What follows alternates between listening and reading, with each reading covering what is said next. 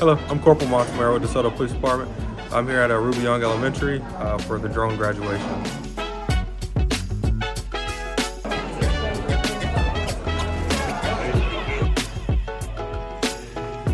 At a young age, they're learning the technical skills of it, so as they get older, they'll get better and potentially be the next engineers for better and bigger drones.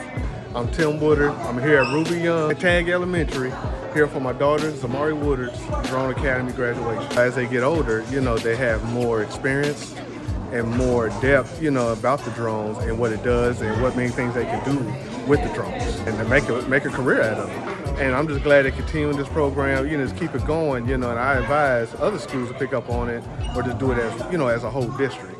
I've been a drone operator since 2018, and it's gone from one or two agencies having it to now pretty much everybody has one, and they're all trying to expand and get better. It also gets to help bridge the gap with the community and law enforcement, but it also is teaching them and getting their minds off just schoolwork. It's letting them actually go use their hands and become useful. And I am so excited to be here for the graduation for those students that participated in the Drone Academy at Ruby Young.